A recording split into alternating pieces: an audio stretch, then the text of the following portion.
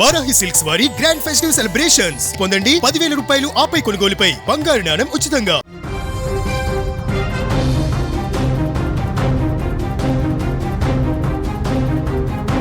తిరుపతిలో ఊహించని ఉత్కంఠ చోటు చేసుకుంది. ఒక వ్యక్తి శ్రీ గోవిందరాజస్వామి ఆలయం గోపురం పైకి ఎక్కి నానా హంగామా సృష్టించాడు. ఆలయ గోపురం పైకి ఎక్కిన ఆ వ్యక్తి కేకలు వేస్తూ తనకు వెంటనే మద్యం కావాలంటూ డిమాండ్ చేయడం అక్కడున్న వారందరినీ కూడా ఒకంత షాక్ కి గురి చేసిందని చెప్పుకోవచ్చు. సమాచారం అందుకున్న ఈస్ట్ పోలీసులు అండ్ ఫైర్ సిబ్బంది హుటాహుటిన ఆ ఘటనా స్థలానికి చేరుకోవడం జరిగింది. సుమారు 3 గంటల పాటు పోలీసులు అతడికి నచ్చజెప్పే ప్రయత్నం చేశారు.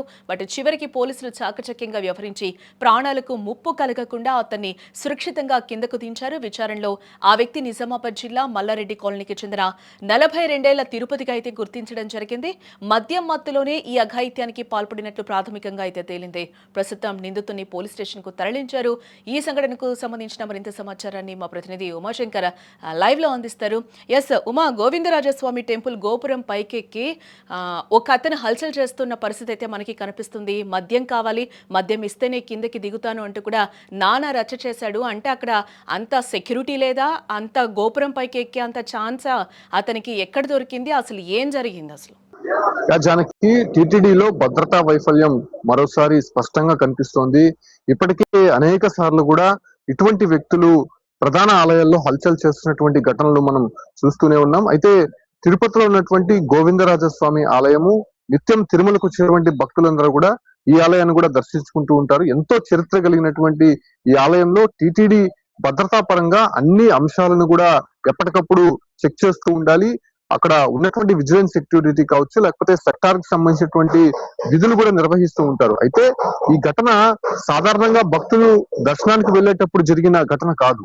ఏకాంత సేవ తర్వాత గుడిలన్నీ కూడా మూసేసిన సందర్భంగా ఆ వ్యక్తి లోపల ఎలా ఉన్నాడు, సో ఇదే ఇప్పుడు అందరినీ కూడా తీవ్ర చర్చనీయాంశంగా మారుతోంది. సో ఆ వ్యక్తి గర్భగుడి కొంచెం దూరంలో ఉన్నటువంటి ఒక ప్రాంగణంలో ఉండి అక్కడి నుంచి పైన ఉన్నటువంటి గోపురం పైకి ఎక్కాడు. సో గోపురం పైకి ఎక్కినటువంటి ఆ వ్యక్తి పైన ఉన్నటువంటి కలశాలను ధ్వంసం చేసే ప్రయత్నం చేశారు. చూడొచ్చు, ఆ వ్యక్తి చేతిలో ఒక కత్తి కూడా కనిపిస్తోంది. సో దాంతో పైన ఉన్నటువంటి కలశాలను కొడుతూ ఉన్నాడు.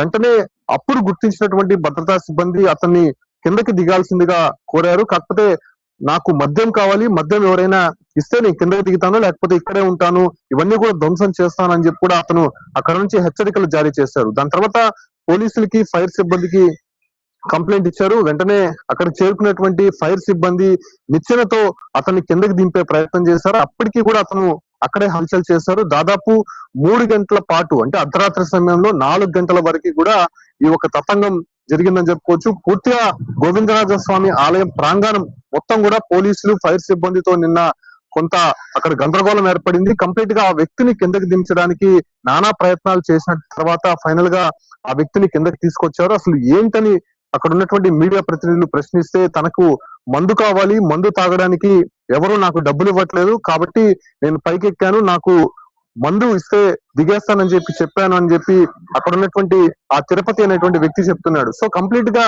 ఈ వ్యవహారం అంతా కూడా అక్కడ కొంత గందరగోళం సృష్టించింది. బయట ఉన్నటువంటి సెక్యూరిటీ చాలా క్షుణ్ణంగా తనిఖీలు చేస్తూ ఉంటారు.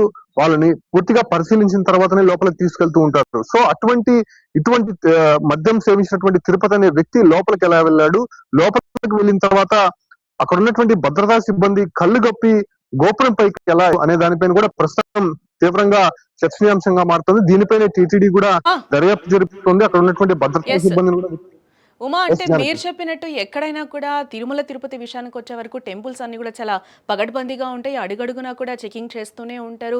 ఎలాంటి వస్తువులు తీసుకొని వెళ్ళడానికి కూడా ఉండదు. ఇంత కఠినంగా ఉండే టీటీడీలో ఇలాంటిది జరగడం మనం ఏ విధంగా చూడాలి? ఆ పర్సన్ ఎలా లోపలికి వెళ్ళాడు? ఇప్పటివరకు ఏమైనా పోలీసులు దీనికి సంబంధించి ఏమైనా ఒక క్లారిటీకి రావడం జరిగిందా? దీనికి సంబంధించి టీటీడీ ఏమైనా రెస్పాండ్ అయిందా? వాళ్ళ వెర్షన్ ఏ విధంగా ఉంది అసలు? జానకి, గోవిందరాజస్వామి ఆలయం అనేది పూర్తిగా అక్కడ క్రౌడీగా ఉంటుంది. ఎక్కువ కూడా రెసిడెన్స్ ఏరియా పక్కత వలయంలో ఉండేటువంటి ఆలయం ఇది.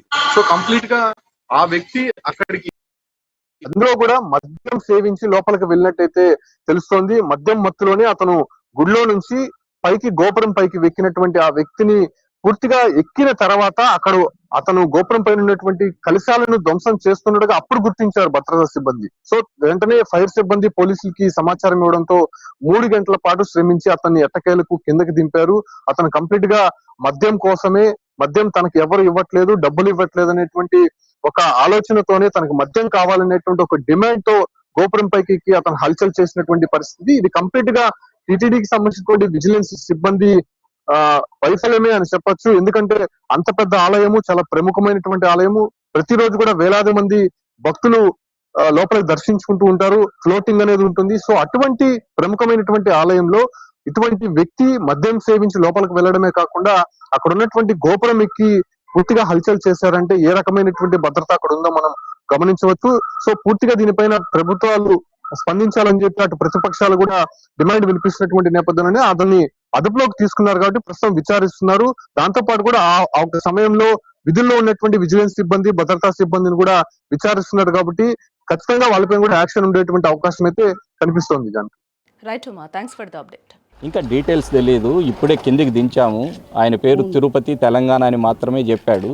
కొద్దిగా తాగి ఉన్నాడు, మరి కొద్దిగా అన్సౌండ్ లాగా కనిపిస్తున్నాడు. విచారించిన తర్వాత అది చూస్తాం. అంటే టీటీడీ విజిలెన్స్ ఇంతమంది ఉన్నారు కదా సార్, ఎట్లా వెళ్ళారు సార్? అది చూద్దాం, విచారిస్తాం. ఇప్పుడే కదా కిందికి దించిండేది, విచారించి మళ్ళీ చూస్తాం. ఆయన కలసం కూడా ఇంచేసాడు అట్లాంటిది ఏం లేదండి.